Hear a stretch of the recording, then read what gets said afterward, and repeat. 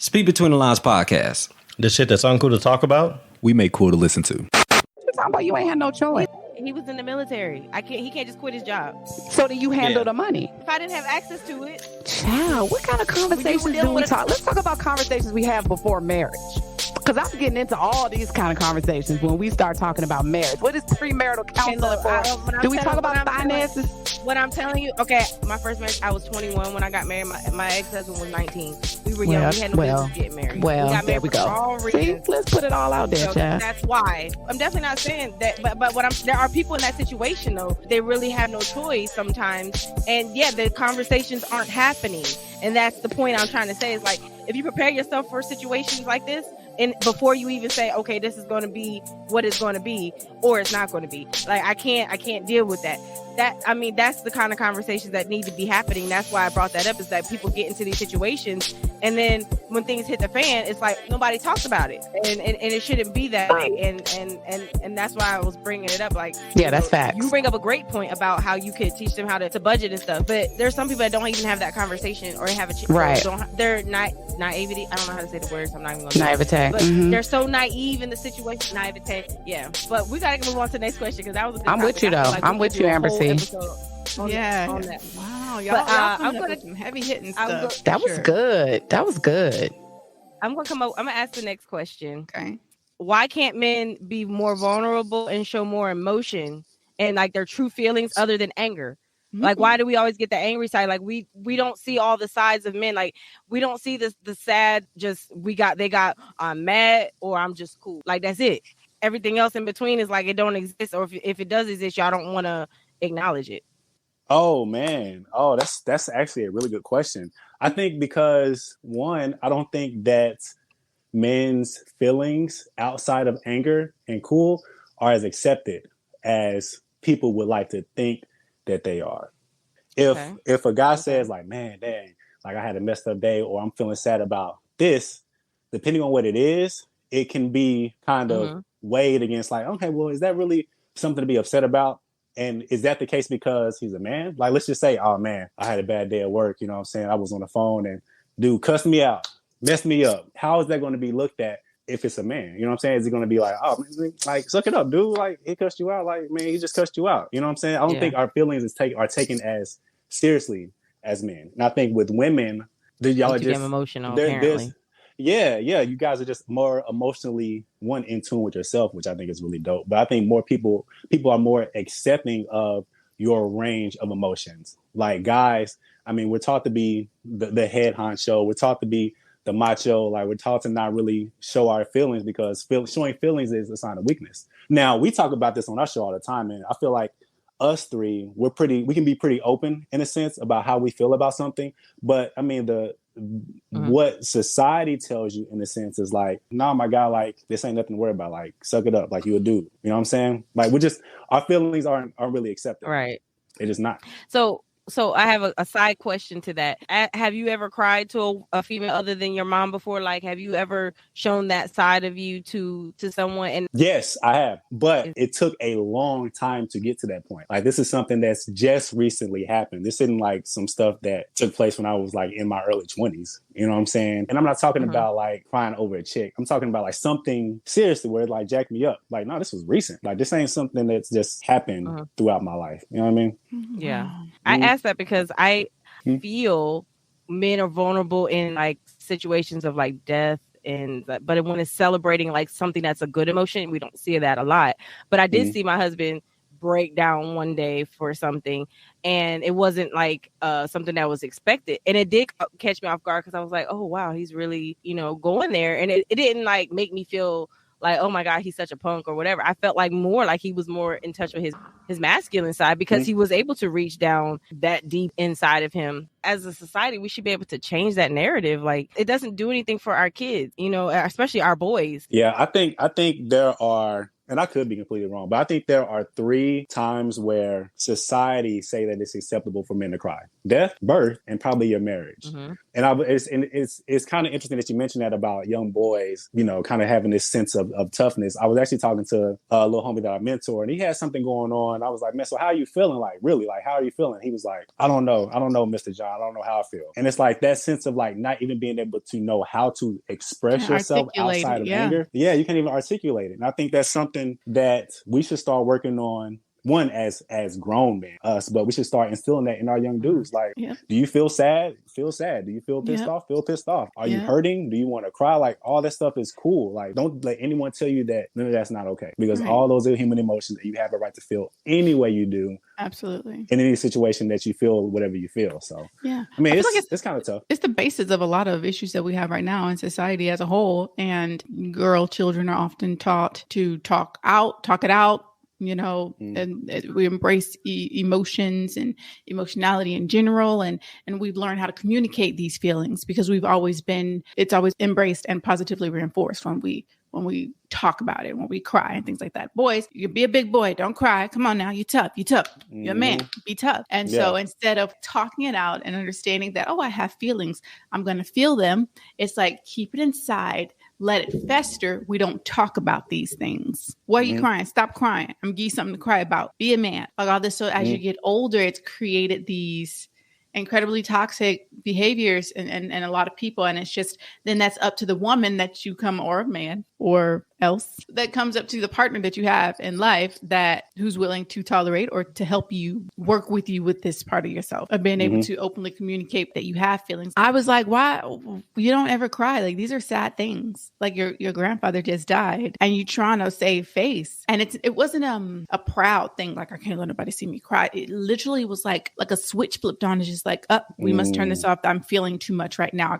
I gotta keep it inside. So I could see it brimming. I want to express sorrow and mourn the death that literally just happened 5 minutes ago, but I can't. I have to be strong for such and such and such and such and so and so. And I was like, well, you gonna cry when I walk down the aisle? And even when I did, because we did a little courthouse thing, even when I did, he wanted to cry. It was the same thing. It was like, but then like something clicked and it was just like, I can't let this happen. Like, I have to start cracking jokes. My dad did the same thing in my first wedding. I think he had a moment where he wanted to cry and he didn't allow himself to. And he started cracking jokes. So I'm like literally giggling down the aisle, but it's just like, it's really sad. And I really hope that if I have a son one day and I bring him into this world with great mentors, because I feel like you guys here, you get it and you recognize it, you have accepted it, you move forward. But I just really hope that I can help instill that into my kids. And because that's tough. I do. And then I feel like it's associated with your sexuality, the ability to feel. Do you know what I mean?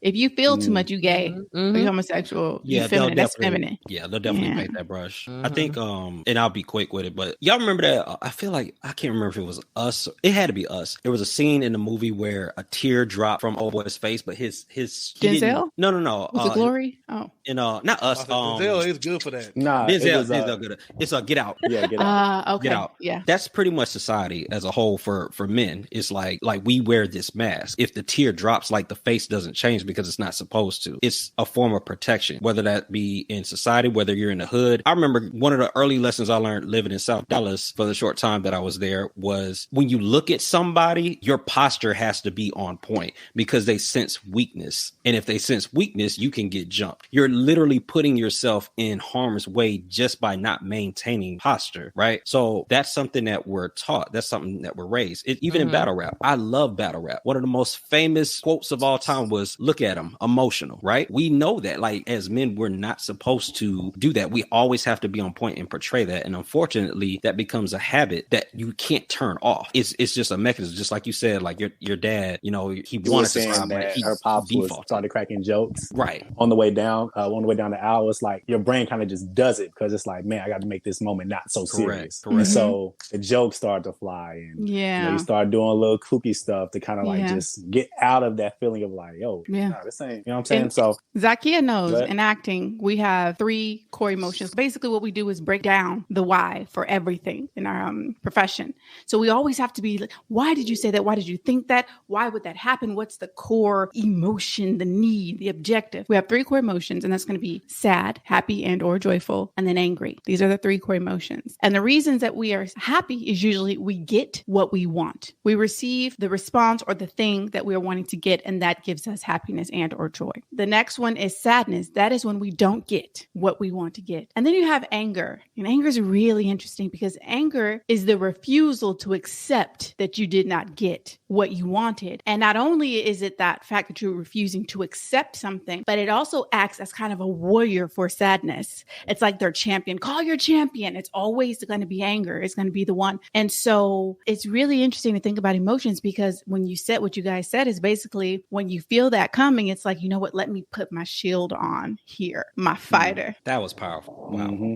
Wow. Yeah, I definitely agree with that, because just to add on to what Rez and Ava were saying, it's not only the environment, not only is what you're taught growing up, it's when you finally feel like you found a safe spot where you can be emotional and you get attacked for it. Yeah. So it's like, oh, well, you know, they say they want to be emotional. When I show it, I get attacked. Yep. Okay, keep on going a little more. It's like, okay, I feel safe with this person. I feel like this is a safe spot, and you get attacked for it. So it's not only the society, the upbringing is there's never a safe spot to be emotional as a man. So there's no safe place. Do you feel like when you find the one, just to connect that, they provide that safe place for you? Is that what that person does? Is that how you know they're the one? That could be a box to check.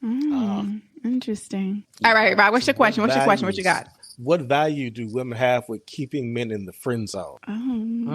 Zakia, that is all. I need to...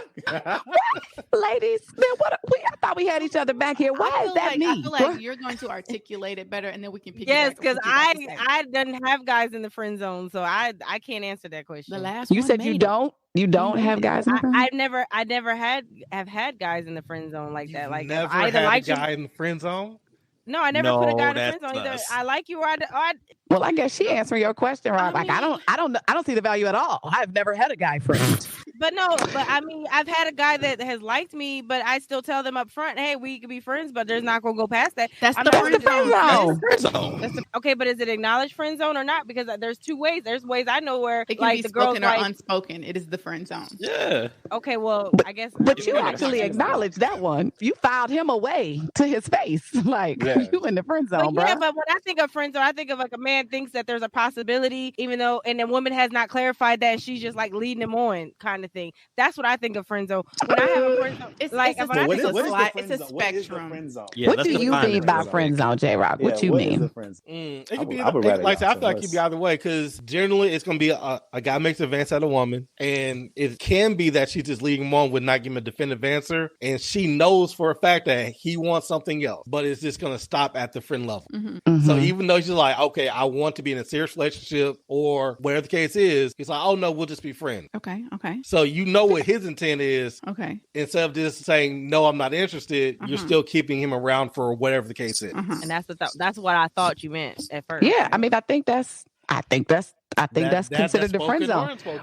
But what you're saying after friend zone is, but she keeping him around for what? Like that's where it gets gray. Like putting somebody in the friend zone is just a thing. Like I'm not interested in you like that. But now we're friends. So how you carry it when you put somebody in a friend zone is based on your character as a woman. If you are of strong moral character, this is not a flex. This is not to be judgmental. But if you know that you're not interested in somebody and you genuinely say, I'd like for us to still be friends, the value in keeping them in the friend zone is you genuinely want to be friends. I have guy friends in my life. I like them as human beings. Like we have great conversations. They're funny. They offer me advice about guys. They're valuable to me. And I would like to think that I, as a platonic female in their lives, are valuable to them. But if you talking about, I know he like me, I don't like him, but I'm not going to really make that clear. But my actions are keeping him in the friend zone. But there's a tinge of maybe it could, whatever, because I know that's the way I keep him around. To me, that's low moral character. That's that's the same thing as like, you know, somebody who's just an opportunist. I'm going to keep you just in case I need somebody to cupcake with, or I just want to, you know, feel like somebody like me right now. That's immature, like not grown ass women. If you're experiencing that, you're dealing with a kid. Yeah. She might be 42, but mentally she's 16. I feel like this question applies, though, the way that I kind of received it at first is just like if she knows, because often there's times also when women don't know that this man has some romantic interest in her. And I had that happen recently to a friend of mine. We had a group of us and they were kind of like best friends here. And we don't have a lot of us out here in Spain in general. So when you connect with someone, it's just like, it means a lot. And so he and her, you know, they hung out all the time and they did stuff. And then he confided in me one day that he had feelings for her and he wanted to make his move because he was about to leave. And I was like, ooh, like I know what she likes and what her type is, but I'm never going to hold anybody back from expressing their feelings. So I'm always going to, if you say you want to do it, she's single as a Pringle, you single as a Pringle, that's your friend. I mean, I'm going to put it out there like, hey, just know that this may not work out the way you want, but I'm going to always tell you, shoot your shot, right? Mm-hmm. He shot his shot. And she shot him down and he was hurt for a little bit and she was hurt. Like she literally was crying. She called me. She's like, it's just my friend. I don't want to lose him over this. And she was like kind of devastated. She thought that was the end of their relationship. It took him a little time, but then he came back and he was just like, you know what? I accepted it. I still love you. Like that's going to, how I value as a friend is always going to be up here versus what I want for you. So like, that's the situation where you don't know. When I do know, because I have done that. I've done some childish stuff where I'm just like, I know he likes me. I don't like him like that. I feel like we've all said this at least once, but there was some value that we thought they brought to the friendship or, you know, and so we kind of, or we feel bad and we kind of just we don't let them go. I find also that women often are the ones responsible for maintaining that boundary. And it really sucks because it's exhausting. Women, you're like, okay, he wanted, but as long as I keep up, you know, the levee, you know, as long as the levee doesn't break, we can maintain a friendship. But as soon as she cracks, it could be anything, something going wrong in her relationship or like just that moment, there's a crack in the levee. There you go. Now he has an opportunity to leave the friend zone, which admit it, guys, women didn't invent that word. We did not invent the friend zone. That exists because she thinks of you as her friend in the first place. And a man does not want to be, or whoever the opposite person is, does not want to be friend zoned. And so they named it this as if it's something bad. I mean, often I connect with my friends sometimes more than my partner. Like when I know I can't get through their head and can't talk to them, then I go to my friends for that. And if I always have to be having my levee and my guard up, like, okay, well, I make sure I don't mention this because I don't want him to try to do this because I know it's like, I got to cut you off then if you make this difficult for me. And then where we going to be at? So I don't know. Like it's, I mean, I do know. And like I said, unfortunately, we maintain the boundaries in that because once they're broken and then that happens, it could be something beautiful. It could be. It really, I'm not going to count that out. That you and your friend, you know, may have a little something going on, right?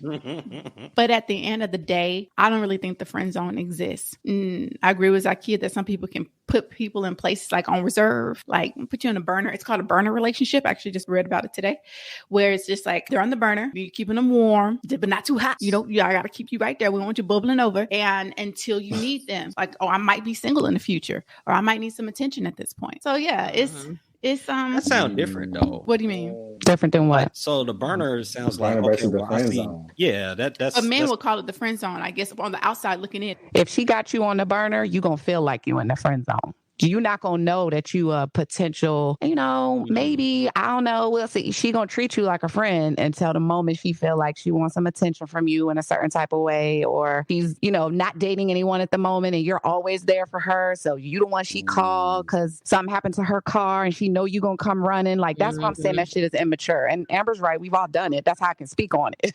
Like in immature years, I've done that. And so I know where it's coming from. As a woman, we spend so much time, and I'm speaking heteronormative relationships because I don't be wanting to offend nobody. It's like, that's not all women. But we spend so much time waiting to be chosen. Like, we're waiting for him to pop the question. It feels like we don't necessarily have power in the moving forward of a relationship. So you're looking for somebody, whether it's the one or somebody that clicks with you or not, But if that's not panning out, you know, women like attention. They want to feel liked. They want to feel needed. They want to feel wanted. So before you get secure with yourself and your own womanhood and in your own right, and are preparing yourself for whoever is for you, who's being prepared for you, and you're immature, you'll definitely have hangers on, guys who you know like you, and you don't have to ever make any advances. You don't have to even accept their advances. Just by being super nice to them, friendly to them. Yeah, we could go to the movies. I want to see that too. Like knowing that they are hoping that these little moments and events could lead to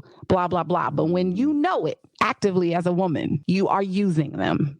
You're using them. And if you're not upfront about like Amber's friend in that situation, she genuinely didn't know. And once she knew, she was like, oh, I don't see you like that. Then he can't be mad because he shot his shot. And she said, that's not how I see you. And he had the choice at that moment to say, well, I only can see you like that. So we can't even be friends no more. Or I value you as a person so much that I just don't want to lose you in my life. So I'm willing to just be your friend. At that point, you in the friend zone willingly. A lot of this stuff just boils down to maturation in life. You know what I mean? When you start talking about these same topics at 20, we would all be sounding so dumb right now.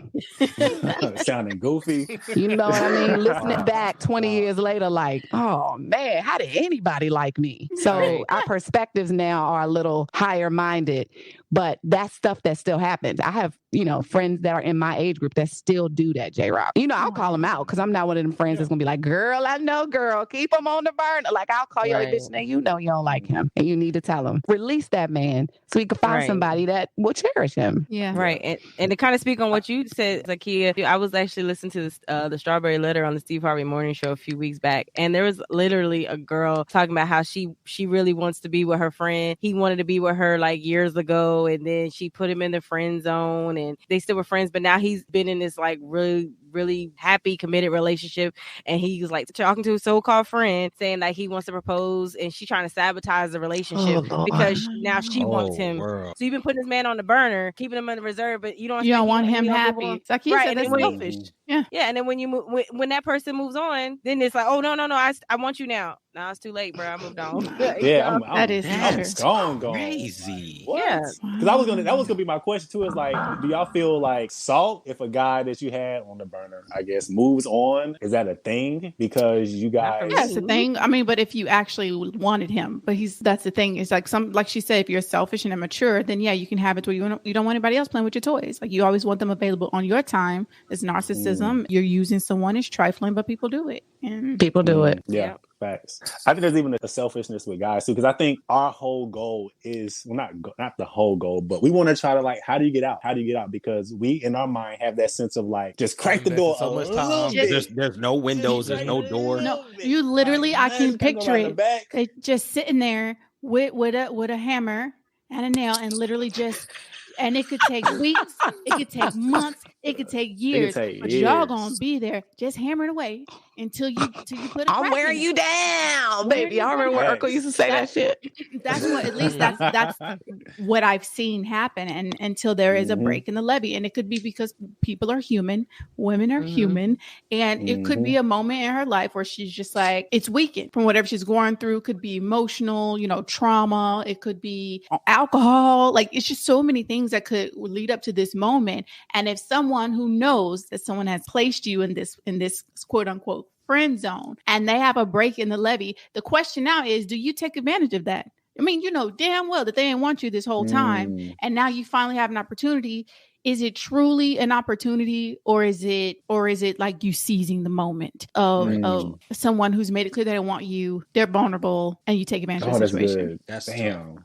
You ain't got to answer, but it's just definitely something like to consider at that point. But I do have a question. Let me get to my question, then we're going to wrap this up. So first of all, since we're still on the topic of relationships, I want to know, what is the most trifling thing you have ever done in a relationship? Oh, that's easy. Oh, damn. Oh, damn. Yeah. No, that's easy. Trifling is based on perspective. Right. But literally, in my first marriage, it got so bad that I literally decided that I needed to move. So Christmas came and she wanted to go see family. I said, I'm really not feeling like going to Louisiana to see family, but you can go, right? So she literally went to Louisiana. I remember watching the Golden State Warriors game. It was a good game, by the way.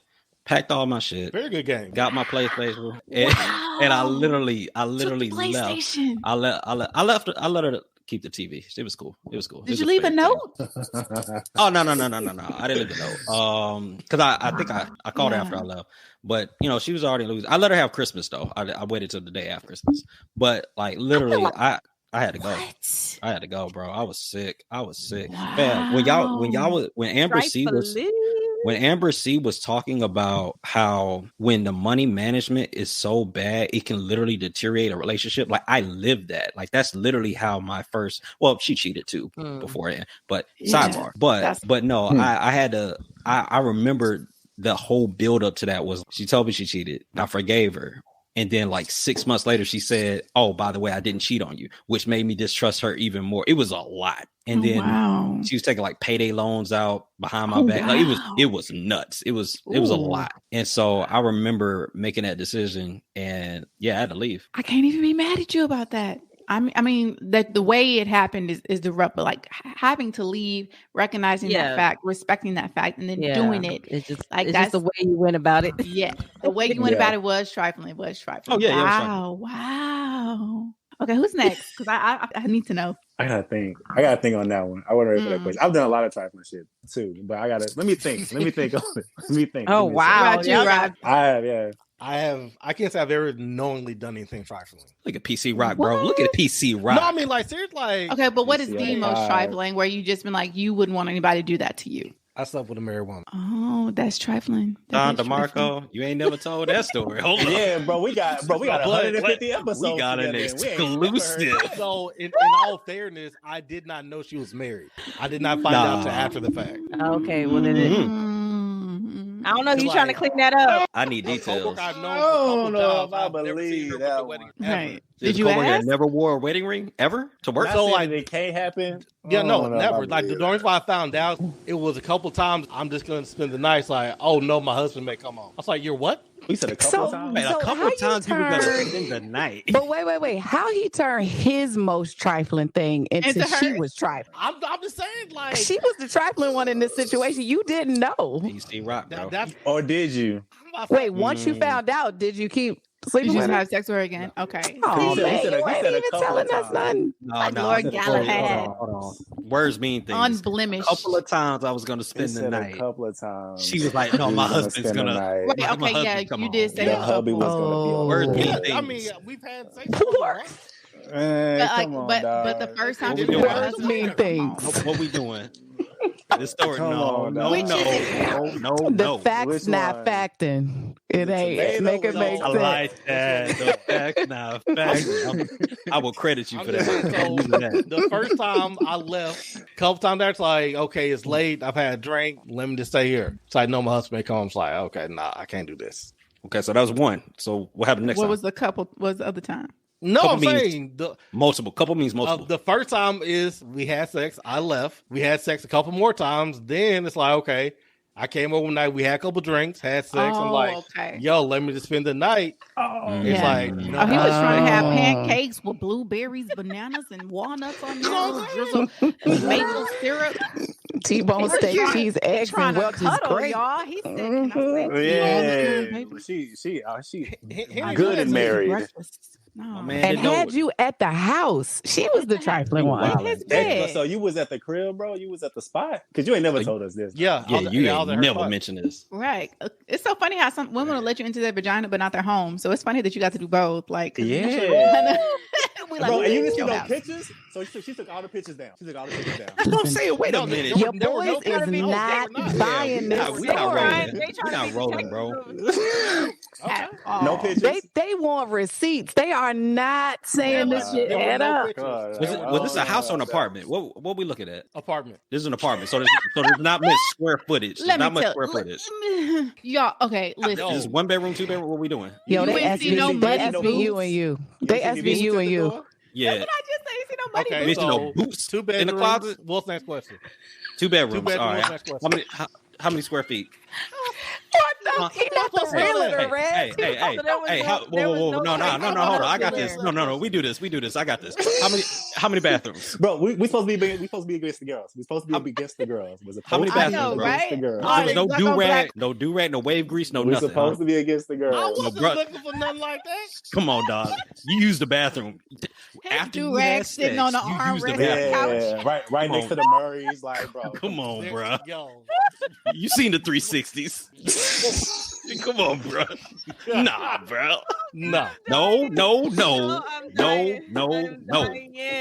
I remember going to somebody's house and there was high heels on the floor. So I'm trying not to imagine there not being his shoes or something there. You know but I'm gonna have faith in you. I'm gonna. Ain't see no Tommy Hilfiger, no nothing, no polo. If somebody's serious about cheating, they gonna be serious about it. No Hugo Boss, no nothing, huh? All right. All right, Rock. No clear water. No. Okay. My man didn't ask where the whipped cream went. Nothing. He said, "I'm on here for one thing." What? That was tough. I got one mission. Oh my god. Right. Well, there you go. Oh my god. Ave. Oh my god. That's why poor communication. He's still thinking. Hey, we ain't got to talk. And we make full circle. We make I done told you this. Hey, you podding, brother. You podding. Let's get it. Man, you know what? I slept with my boss once. Well, not once. It was multiple times. Don DeMarco. Was she married? When? How long? What? Huh? Was she married? College. This was a long time ago. You heard that, huh? Wait, was she college? You slept with your boss in college? Wow. No, I don't know. You don't know if she was married. What's her name? Let me look up real quick. I Google. Stop. We already said we wasn't doing names. Stop. Yeah. Wait, you're in college. Was she grown? She a cougar? Nah, well, you find out this nigga slept with the dorm keeper. She was it wasn't nobody at the dorms. She was older than me though. Well, was she married? I don't know. I truly don't know. How much older though? Oh wait. Why do you have to say you truly don't know? I'm just saying. I'm talking about me. Question. I sincerely don't know if she that was subliminal shade. I like you, Rock. You caught that. Like Rock ain't sleep. Hey, Rock. I got your back. Hey, I truly don't. Wait. Nah, she was a few years older. Hey, come on now. What's going on? A few years older. Yeah, she was pretty older. She was pretty. But why is that trifling? You just had a consensual sexual relationship with someone. Yeah, but it was your boss, though, right? Like you're supposed to be. His boss. That's the first time I hit my boss. That sounds like benefits, but like, was it something wrong with the relationship? I mean, if your boss, if they're within a few years older than you and they're attractive, you're attractive. Like to me, that transcends like the boss relationship, unless it's like a corporate and he's married and it's like it's just you meet someone. It's more like, hey, John, this is your last day. Coming to Miles, we need to talk. And say, hey, got a little raise for you. Nah, you're doing such a great job out there. Yeah, nah. What makes it trifling is that it was your boss. Because you ain't supposed to be hitting your boss. That's not trifling. Who said that, bro? This is corporate America, bro. You know how often that happens? Yeah, do you know how often? I'm pretty sure it happens often. That don't mean it ain't trifling. I mean, yeah, that don't mean it ain't trifling. That's a little bit of a lob. Hey, we're gonna let you have that though. That's a little bit of a. It's a little soft. Y'all ain't really trying to tell no real secrets out here. I get it. You already didn't tell us how old you were. Yes. You can't get out of this one. Now wait a minute. Let's not try with the age thing again. Let's not do that. We established that off the get-go. I've definitely done some trifling things. I think the most trifling was, because in my youth, I have, been trifling. But the most trifling thing was lying and telling a dude that I was pregnant. I had an abortion.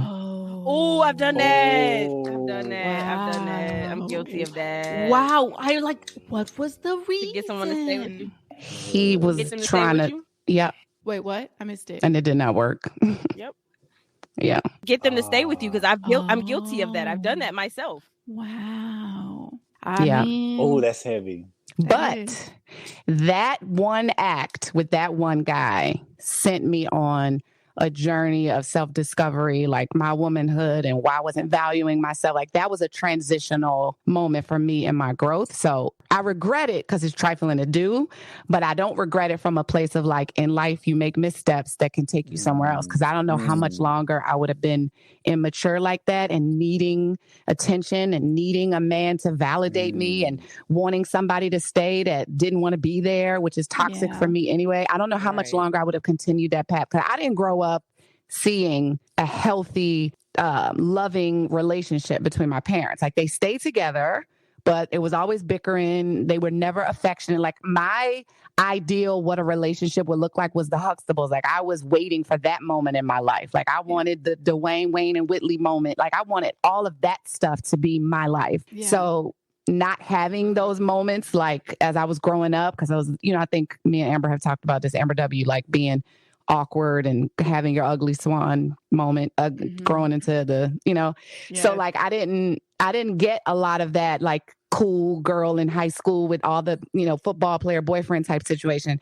So I was craving attention. So when I did my 180 and, got cute or whatever, societally speaking, I wanted that. And when a guy wasn't giving me back that attention, I definitely did immature things to try to, I'm an actor. So it was like, I'm going to be dramatic and do the most Oscar award winning performance to try to keep him around. But that, like I was just joking with Amber C saying problem one, like heteronormative relationships, and speaking about those people, I don't believe in the woman being the hardcore pursuer of a relationship with a man. I'm not trying to say that you can't show interest. I think that's important. I think men need to feel wanted and needed as well. But I think you take something away from his thrill about you when you don't let him pursue you.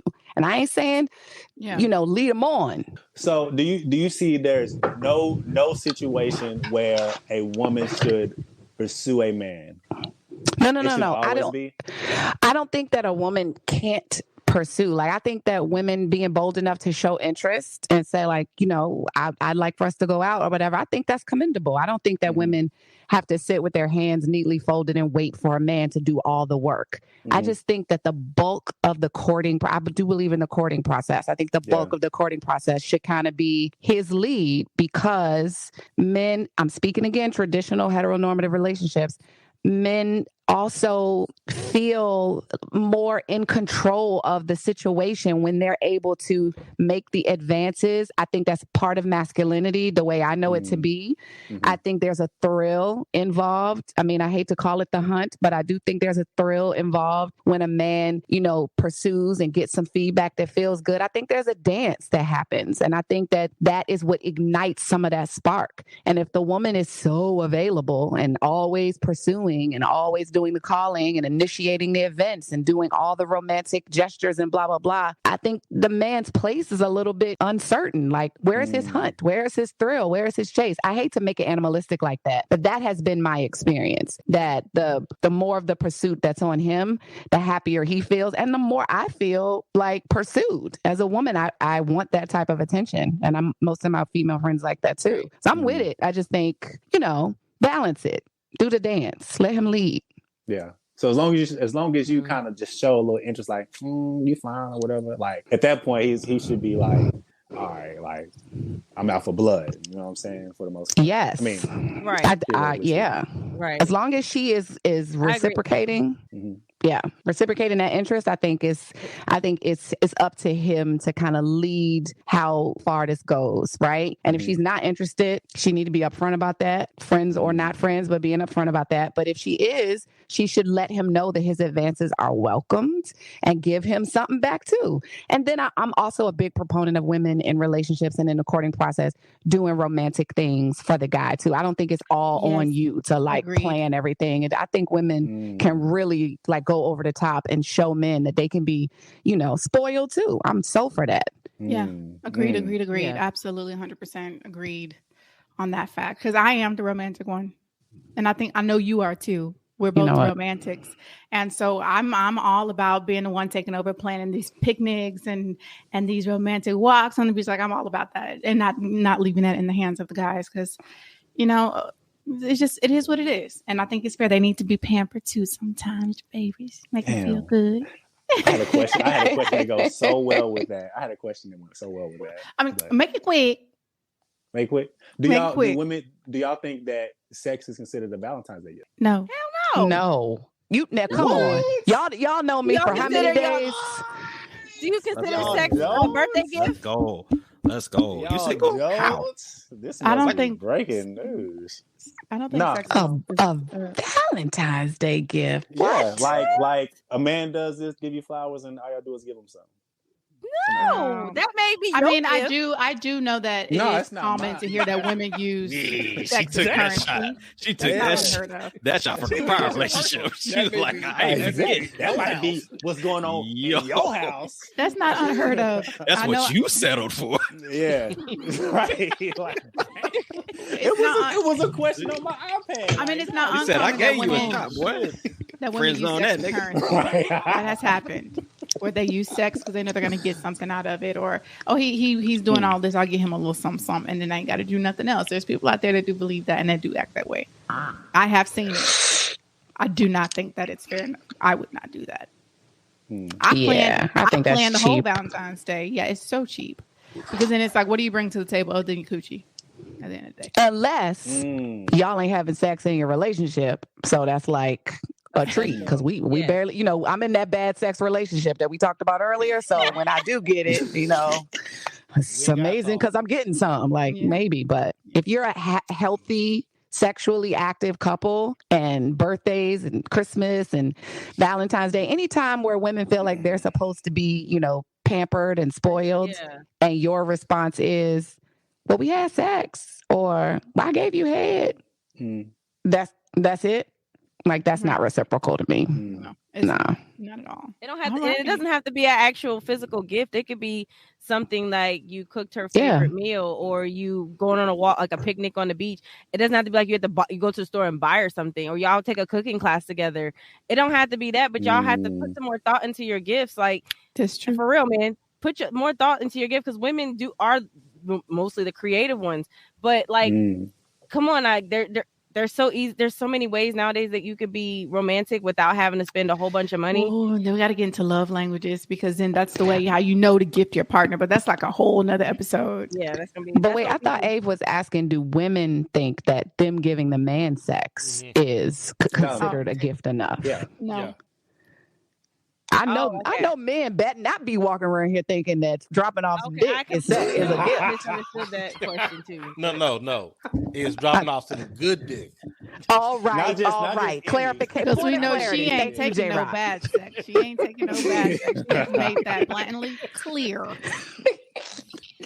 You ain't come on over with your bad finances and your good dick. You know what I'm saying? I got low standards over here. No. Y'all know where to find it.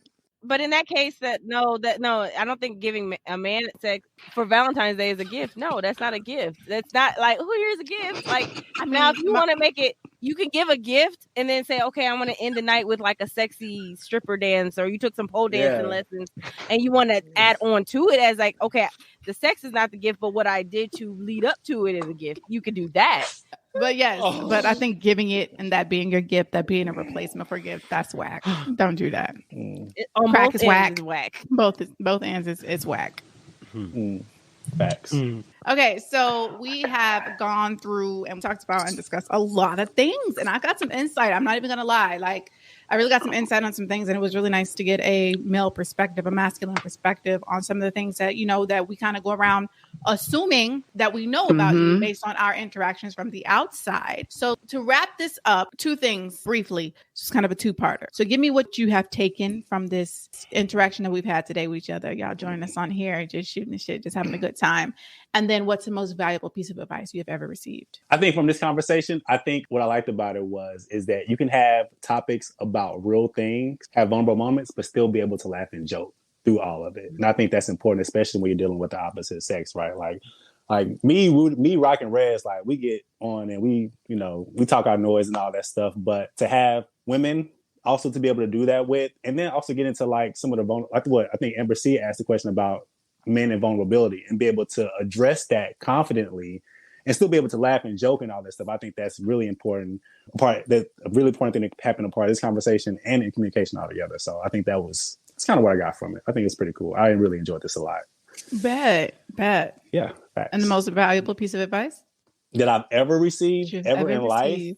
Okay. So this one is kind of a more vulnerable moment too. So when my wife was pregnant, I'm going to try to keep it short. When my wife was pregnant, I actually had doubts about fatherhood because I didn't have a father in my life. So there was this whole thing about like, am I going to be able to do this shit right? Am I going to F it up and all this stuff? And I remember I was talking to my a brother of mine, and I was like, man, like I'm kind of like in my head a little bit because, you know, my dad wasn't there and all that stuff. And the one thing that he told me that stuck out so much, and it was so simple, he said, John, you know what not to do as far as a father, because your dad didn't do anything. So whatever your dad didn't do, you just do that. So the fact that your dad wasn't there for you, be there for your daughter. Wow. You know what I'm saying? If you you know, if your dad didn't do this, A, B, and C, you just do that for your daughter. And you don't make it complicated. You simplify it that way. And you're not necessarily competing with the absence of your dad, but you're actually building something through his absence with your daughter. So I thought that was pretty dope. Wow. Thank you for that. Yeah, no doubt. Very, very nice. Very nice. Amber C, what about you? My takeaway is the whole just being able to realize that men and women actually have the same thoughts and questions that women do. And we just don't know how to communicate together as the opposite sexes to get the answers that we're looking for from one another. There's that line of, am I going to be judged? Am I going to be this? Am I going to be that? But it's like a lot of the things that the men were saying is the same thing that women say all the time and vice versa. And we're just not communicating with each other. So I've learned that the mindset of a man is not too far off from a woman most times. Men and women process things differently. That's it. The most valuable advice I've probably gotten is life is short, point blank period. Life is short and you have to make the best of your life. And being as though I'm about to hit 40, I'm like, what can I do to make my life better every day and live my life to the fullest? You got to do what you got to do to make yourself happy. That's what I do now as I'm getting older, watching my kids get older. I'm trying to live my life because I want to be around to be able to see them flourish and grow into young adults. Well, we could talk 2 hours just on that. Real talk. Yeah. Wow. Rock, what about you? What's your takeaway? For me, my takeaway is it's all about perspective. With all the questions that we talked about, it's the way that we look at it is based on the experiences that we had at this point in time. Because the way we would have handled all these conversations at 20, 30 and above is very different. Yes. So it's all about, okay, how can I filter what have I experienced to be the best versions of ourselves to other people as well as to ourselves. Yeah. The best piece of advice I've gotten is just about forgiveness. Both my parents were divorced and then both remarried. Found out they were remarried on the same weekend. Oh, wow. It's weird. I don't know how they timed that, but anyway, one thing that my stepdad always told me is like, no matter what happens with either one of your parents is they did the best that they knew how to. Don't hate them. Don't feel like somebody didn't do what they did for the other person. The only thing you can do is to forgive them and just love the person that they are. So because of that, it's made it easy for me to give not just my family, but a lot of people that I deal with, interact with. Because people holding a grudge is you taking poison, wanting them to feel bad. You want them to get sick. That's profound. Deep. What about you, Zakia?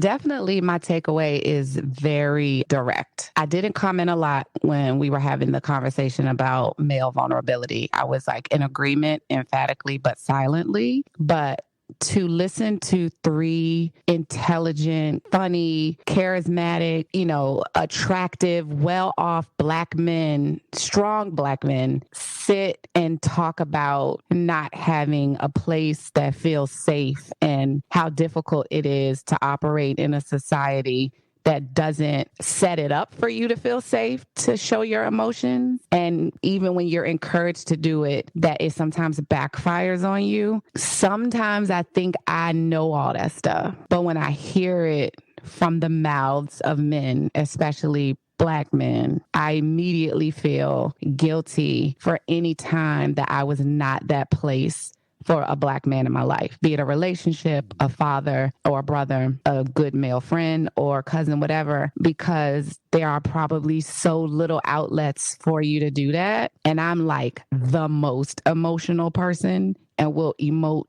anywhere to anybody. I have no filter about that. But I feel like that's one of my biggest strengths is that I'm willing to be that vulnerable with anybody. I've never seen that as a weakness. And I know that society sets us up like that with men and women. But when I think about how restricted I would feel as a human being if I wasn't able to have that freedom, it makes my heart hurt for men in general. But I'm always worried about my brothers not having that. And so my biggest takeaway was like truly listening when other people are talking, especially as a woman, when men are talking, because sometimes they're telling you the keys to how to make us stronger as units. Because if y'all are strong, we can be strong. Right? Yes. And if we don't really listen, we'll miss it because y'all don't drop them often. But when y'all drop them gems, if we don't really listen.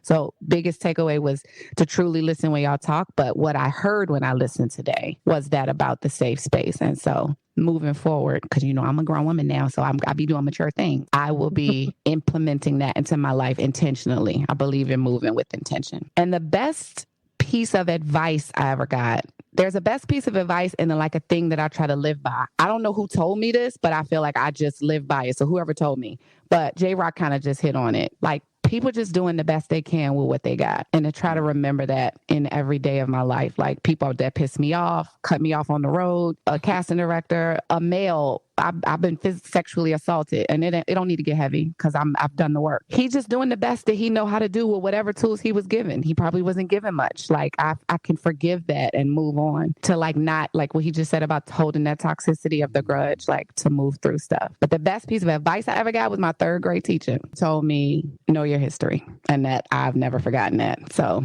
I'm gonna leave y'all with that. Black History Month, as nobody's revoking my black card. Okay. That's fair. That is absolutely fair. So what I've taken away from this is more or less piggybacking on what all of you have said, starting with Amber C, when she said that they were all really pretty much the same on the base core level when it comes to what we feel, what we need as human beings, what is it that we're looking for out in the world that we get from other people, that on a core level, it's going to be more or less the same. We're looking for love, attention. We're looking for security. We're looking for validation, connection. It's just, it's so, we want to feel safe. And I think we forget that about men. And so it's just really nice to hear you guys speak about that, especially with the whole thing that you sacrifice sex for security. I mean, it's financial security, but it's a security.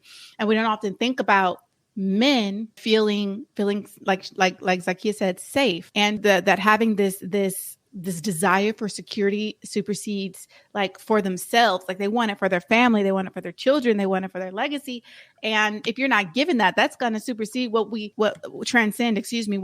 imagine, what the monolithic view that we give to men, which is what's on your mind 24/7 is sex. That's it. That is the most important thing to you. That is the driving force behind everything that you do, and that we can control you with that. The people that wish to feel like they can control you with that. And so, but listening to you guys, listening to you express and just this deep humanity, it reminds me that, like Zakia said, there's levels to this shit. Yeah, it's an important thing and it's a thing you'd like to have. But what is most important to me is being secure and loved. It's like your basic human instinct, you know? Like your survival instinct, and that's part of that. And so that was pretty cool to like listen to, and you know, it kind of neutralizes that view, that hyper masculine view that we always put on men. Like you always this, you always that, speaking in absolutes like this. So yeah, that was pretty cool. I think the most valuable piece of advice I've received so many gems. I think one of them, there's so many, it's hard to choose, but I do remember getting one from my mom during my divorce, because you have this point where you feel so guilty. I mean, maybe not Rez because he packed up and left, but for those who don't have that kind of courage, for those who do not have that kind of courage, and you sit there beating ourselves up like, did I do enough? Did I do everything I was supposed to do? God says you're supposed to work it out. Like all of these things that's been pounding through your head, through nurturing, through nature. She was like, baby, because I was like, did I do enough, Mom? You know, death do you part. She's like, honey, death is not always literal. It is not always literal. Death could mean the death of this relationship, of this love, of this connection, of this, all of these things that were there before are no longer viable. They're no longer living. That's a whole episode right there. You better. And so when you've done all you can do, you can't resuscitate. It's over. It's dead. Death has done you part. And so that was one of the most valuable pieces of advice, at least relationship wise, that I carry with me to this day. So I know that if it ends for some reason today, then I don't want to speak that into existence, but I know I'm going to be okay. I know I'm going to be okay. You're all going to be okay. We're all going to be okay. Go ahead, Rez, because I do not want to leave you out, and I know you're gonna leave us with something good. Real quick, but shout out to you. That was a bar. Oh my God, that was so powerful. All right, so real quick, my main takeaways is one. I realized that Rock does not maintain his awareness in apartments. Clearly, he is not. I knew it was going to be some surroundings. I knew it was going to be some bull with Ray. So that was my main takeaway. I just don't know y'all. Everybody gave such serious and such profound answers. No, I mean, I genuinely like this. No, hey, that's how you end it. That's how you got to end it, man. Hey, bro, hold on. Hey, we pod, dog. If you see somebody's already filled a lane, you fill another lane, dog. Let me give my advice, and then I'm out. Yo, I love this dude. Like, he is so hilarious. Okay, moving on. Respect, Quay. No matter how much you learn or study in the game of life, you will always be a novice in the grand scheme of things. Mm-hmm. So always use that to be humble. And it doesn't matter how much you really think you know. There's always a perspective that you haven't really thought about. And I think we were all very vulnerable on this episode, which is why I love this episode. I will cherish this. This is one of my favorite pods ever. So I appreciate y'all for that. And that's pretty much it. Guys, wow, what a show that we had today. Ridiculous. Like, we've had the fellas from Speak Between the Lines come on and just take us for a whirlwind ride. We got Zakia coming in from the ladies' room with that perspective. Like, she always spitting gems. So, like, I expect nothing less every time she is on the mic. Anytime you see her and she graces your screen, graces the mic, like, just know you're about to receive a whole word. So, like, we are more than honored that these folks have just came in and just blessed us with this, what we had today. We had a lot of fun, we had a lot of laughs. We kind of got serious for a moment. We went a little bit of everywhere. And I just want to say to you guys, like, we appreciate you taking the time out, join us here on the Amber podcast. It meant so much to us to have you here today and just sharing, just being open, being vulnerable, being real, being honest. That's what we're all about. Thanks for creating that safe space and then opening that up to share it with our listeners. So big ups to all of you guys. We absolutely appreciate you. Now we have come to the part of the episode where I think it might be some people's favorite because they have an opportunity to win some money. So if you paid attention during the entire episode, we were going to ask you a question that relates to something that we have mentioned already. And if you answer that question correctly, you have an opportunity to win a $100 American Express gift card. Okay. So that means you can get flued out, because Southwest be having them $89 one-way flights. So you can take somebody out for dinner, movie. Like, I mean, that's a little good bit of change. And so I'm here. I'm rooting for you. So how we getting flued out on $100? 89 one way. You might have to get yourself back, but we'll get you. What you need to do is save them dollars so you can be financially responsible. Okay, so I think we should let Zakia, right? Amber C, we should let Zakia be the one to get this question. Correct. Yes. Okay, all right, Zakia, what you got for us? Let's give the people the question. Y'all want me to be the one starting stuff. Okay. We told a quote unquote most trifling thing they've ever done story. Right. What was, just a quick synopsis, the short version of what each person's most trifling thing they've done in a relationship or something like a relationship? So really all of us that told one. Yeah. If you listened, you will remember what we said. Okay, so the question again, ladies, gentlemen, is what were the trifling moments that each person discussed on the show? If you think you know what that is, go ahead and send us a DM at the Amber Podcast on Instagram, or you can shoot us an email with your answer at amberandamberpod@outlook.com. Woo, yeah, this was good. It was good. Wow. So I almost don't want it to end, but you know what? We got to, because we got to give you something else next time, right? So we got to step it up the next time we see each other. Guys, you have any closing words? We appreciate y'all on behalf of the whole podcast, Speak Between the Lines. Just thank y'all for doing what y'all do. Please continue to do this. This is much needed in the culture, in the community. Yeah, let's do it again. Thank you. We're so happy to have you guys here. We're so happy. And that's going to be it for today, folks. Thank you so much for joining us on the Amber and Amber podcast. Until next time.